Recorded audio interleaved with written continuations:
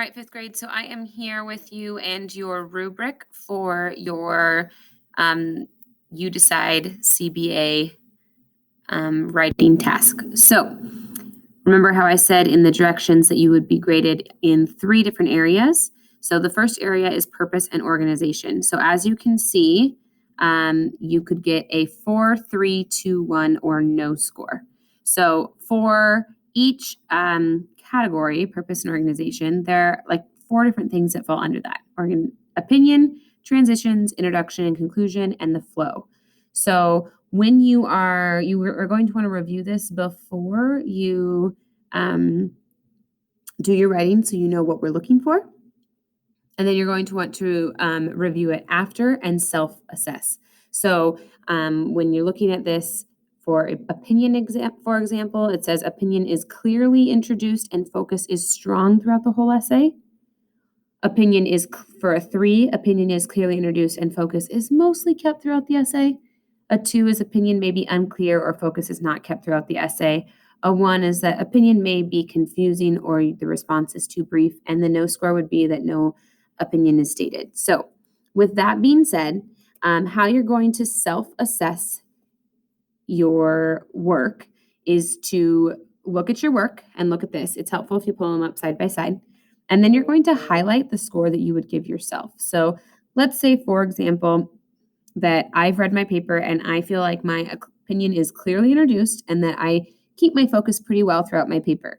Maybe not the most, but pretty well. I can either do this one of 2 ways. I can either highlight what score I give myself and highlight it like this. And I would want to do that thinking about each one individually, highlight them all. The other option is I could click on the box and I could go over here where it's the paint can, where it says fill color, and I could fill the whole box with the color that I want. So either way is fine, but you're going to want to do it for opinion, transitions, introduction and conclusion, and flow. So at the end, I'm going to look at my score and I'm going to see what do I mostly have or what's my average. So you're going to add your total score. So I have 3 plus 2 plus 3 plus 3.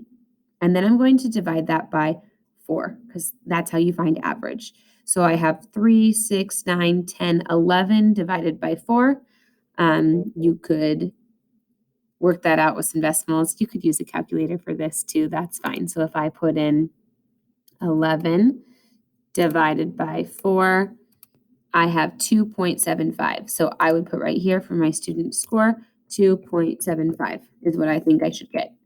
Okay, then your teacher will score it when you are done. You're going to follow this same process for evidence and elaboration, focusing on evidence, elaboration, vocabulary, and style. And again, for conventions. Notice that conventions is just, we actually don't need this right here. Conventions is just a score of no score 1 or 2. Okay, so you don't need to do any math on that one. You can just highlight your score. All right. Good luck with this. And remember, really use this rubric to help make sure you succeed on this writing task.